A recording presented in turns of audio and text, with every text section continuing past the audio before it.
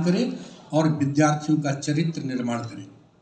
दूसरा है कि किसानों के हित में काम करें। हम जितने भी उच्च क्वालिटी के शिक्षक तैयार हो, वो जाके किसानों के खेत पे किसानों के हित में कार्य करें, जिससे कि राष्ट्र निर्माण हो। राष्ट्र निर्माण किसी एक कार्य को करने से नहीं होगा, स्वयं का निर्माण करने से राष्ट्र निर्माण होता है। ऐसा माना जाता है कि विद्यार्थी उसकी पहली कड़ी है। जब हम विद्यार्थी का मतलब है विद्या अर्थी, यानी विद्या का अर्जन करने वाला, लेकिन आज विद्यार्थी का मतलब बदल गया है। आज विद्यार्थी का मतलब सिर्फ विद्या अर्जन तक सीमित नहीं रह गया है, बल्कि वो मानव जीवन और समाज में अनेक संस्कारों, धर्म प्रवृत्तियों, अनेक उत्तर भावनाओं, अनेक कल्याणकारी योजनाओं एवं अनगिनत ज्ञान विज्ञान की शोध प्रवृत्तियों का संवाहक, संपोषक एवं संचालक बन गया है। शिक्षा, हमारा उद्देश्य शिक्षा ग्रहण करने का मतलब सिर्फ विद्यार्जन के साथ साथ समाज में समानता, समरसता, सहिष्णुता, सद्भाव और सैमनस्य, यानी वैमनस्य को छोड़कर सैमनस्य तथा सौहार्द स्थापित करना है। मैं समझता हूं कि विद्यार्थियों का इस दिशा में, इन कार्यों में एक महती भूमिका है। जहां तक जल और वायु के परिवर्तन की बात है, जिसे हम जलवायु परिवर्तन कहते हैं, उसमें मुख्य रूप से दो ही चीजों का परिवर्तन हुआ है, जल का परिवर्तन हुआ है और वायु का परिवर्तन हुआ है।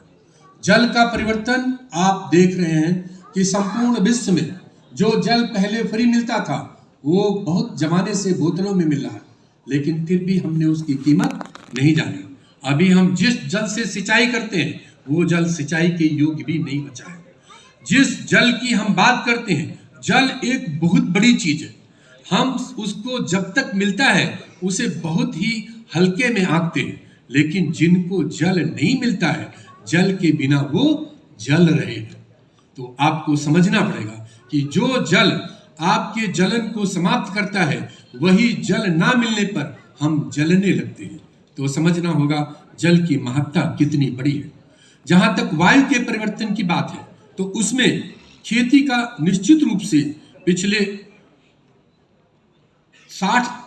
6 दशक में बहुत परिवर्तन हुए हैं। मैं उन वैज्ञानिकों को बधाई देता हूं जिन्होंने अथक परिश्रम करके और पूरे भारतवर्ष के लिए हमारा अन्न उपजाया, जिससे आज हम भूखे नहीं मर रहे। लेकिन यदि आप पूर्व काल से लेकर आज तक की 1-2 मिनट में सूक्ष्म व्याख्या करें तो आपकी आंखें खुल जाएंगी। 1950 में प्रति हेक्टेयर में रूप में 1.75 किलोग्राम उर्वरकों का प्रयोग होता है। आज भारतवर्ष में 146 किलोग्राम प्रति हेक्टेयर उर्वरकों का प्रयोग हो रहा है। हम कहते हैं इस 146 किलोग्राम है। यही नहीं, हम कंपनियों के सहारे ये बोल देते हैं, जब वो हमें डाटा प्रस्तुत करती हैं कि पूरे भारतवर्ष में पेस्टिसाइड का उपयोग सिर्फ आधा किलो प्रति हेक्टेयर है, लेकिन ये औसत है। हम औसत से नदी पार नहीं कर सकते हैं। आप सब विद्यार्थी हैं, आप लोगों ने एक उदाहरण सुना होगा। एक टीचर थे, उन्होंने कहा कि नापो नदी की गहराई कितनी है, तो उन्होंने नाप लिया और विद्यार्थियों में कुछ बड़े थे, कुछ छोटे थे, विद्यार्थियों का भी औसत ले लिया, बोला नदी पार कर जाओ। नदी पार करते समय जो औसत से छोटे थे वो उस नदी में डूब गए। इसलिए हमें सब काम औसत से नहीं करना है, हमें समझना होगा कहाँ क्या विभिन्नता है। इसलिए ऐसे बहुत सारे राज्य हैं। इस समय यहाँ तक मध्य प्रदेश में खरगोन जिले में 17 किलोग्राम पेस्टिसाइड प्रति हेक्टेयर मिर्ची की फसल में यूज होता है। आप सोचिए, सबसे ज्यादा पेस्टिसाइड बैंगन, मिर्चा, टमाटर में प्रयोग किया जाता और सब्जियों में प्रयोग किया जाता, जिसे हम सीधे ही खाते हैं। उसका कोई प्रसंस्करण नहीं होता है, किसी प्रकार से कोई प्रसंस्करण नहीं होता। अगर भारतवर्ष की मिट्टियों को लें तो उनमें नाइट्रोजन, फास्फोरस, पोटास के अलावा, जिसमें नाइट्रोजन करीब 80%, फास्फोरस करीब 60% और पोटास करीब 50% मृदाओं में कम है। इसके अलावा पूरे मध्य प्रदेश में अगर हम देखें तो मध्य प्रदेश में गंधक जैसे तत्वों की करीब 64% कमी है। यहाँ तक कि जिंक की यहाँ पे कोई 65% कमी है। इस कमी के साथ साथ अब एक नई खोज है वैज्ञानिकों की। उस खोज में वो बताते हैं कि उस कमी के साथ साथ कुछ ऐसा भी होता है जो हिडन है, इसे हम हिडन हंगर बोलते हैं। यानी 36% मृदाओं में सूक्ष्म तत्वों का हिडन हंगर है। इसके कारण हमारी पोषण गुणवत्ता लगातार घट रही है। आपको बताना चाहूँगा, मंच को बताना चाहूँगा इस यहाँ के माध्यम से, अभी भारत सरकार ने एक नया मिशन शुरू करने जा रही है जिसका उद्घाटन होगा 11 तारीख को। इसमें एक नया प्रोग्राम शुरू हुआ, सेहत।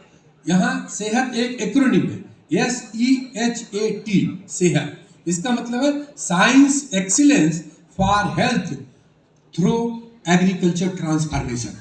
मैं इस बात को यहाँ इसलिए बताना चाहता हूँ कि अब आपका रोल, जो भविष्य के विद्यार्थी हैं, इनका जो रोल है वो बहुत बड़ा होने वाला है। उस रोल को निभाने के लिए तैयार हो जाइए। अब आपका काम सिर्फ अन्न उपजाना नहीं है, लोगों का पेट भरना नहीं है, बल्कि ऐसे अन्न का उत्पादन करना है जो हमारे लिए पोषण युक्त हो, जो इस धरा पे रहने वाले जीव जंतुओं के लिए पोषण युक्त हो। हमें ऐसे जल का शुद्धिकरण करना होगा जो कि जल पीने लायक हो। अभी जो जल बहुत सारा मिल रहा है वो दूषित और प्रदूषित जल है। ऐसे में हमें स्वदेशी पद्धतियों को, जिसका कि यहाँ पे जिक्र किया गया, स्वदेशी पद्धतियों का बहुत महत्व बढ़ जाता है। यदि हम पूर्व काल से देखें तो हमारे भारतवर्ष में शुरू से ही इंटीग्रेटेड फार्मिंग सिस्टम होता आया, लेकिन देश काल परिस्थितियों के अनुसार हम एक सिंगल क्रॉपिंग सिस्टम पे चले गए। जिस क्षेत्र में एक प्रकार की फसल होती है वहां पूरे एक प्रकार की फसल होने लगी।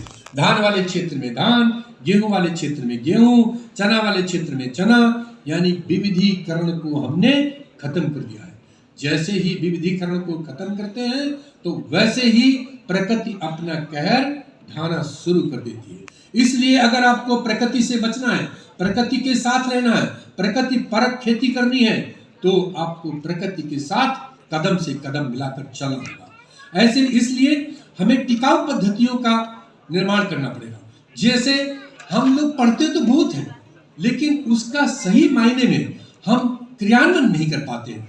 हम लोग पढ़ते हैं कि कृषि के साथ साथ में वानिकी करें, मेड़ों पे पौधे लगाएं। अब प्रथा बदल गई है, जो पौधे थे वो काटे जा रहे हैं, लगाने की तो बात ही नहीं हो रही। किसान मेड़ तक जुताई कर रहा है, तो वो कहीं छिपी हुई एक बहुत बड़े षड्यंत्र को नहीं समझा। यदि माननीय मंत्री जी, माननीय अध्यक्ष जी, जो पूर्व में मंत्री भी रह चुके हैं, इनको याद होगा कि जब भारतवर्ष में अन्न की कमी थी तो हम अमेरिका से अन्न आयातित करते थे। अमेरिका से अन्न आयातित होने पे हमारा करोड़ों रुपया वहां पे जाता था। लेकिन फिर अमेरिका वालों ने सोचा अब इनको अन्न देने की जरूरत नहीं है, इनको वैरायटी दे दो, वहीं पे ये डेवलप करें, और ऐसी वैरायटी जो कि जल और ये फर्टिलाइजर के लिए बहुत रिस्पॉन्सिव थी। हमने उगाना शुरू कर दिया। जब उगाया, अंधाधुंध फर्टिलाइजर डाली, तो उसके लिए हमें इंसेक्टिसाइड, पेस्टिसाइड का उपयोग करना पड़ा, क्योंकि फर्टिलाइजर हमारे देश में नहीं पैदा होता, पेस्टिसाइड हम नहीं पैदा करते। तो अब अन्न की जगह सारा पैसा फर्टिलाइजर, पेस्टिसाइड खरीदने में हम दूसरे देशों को देते हैं, यानी कि हमारी स्थिति वही बनी हुई है।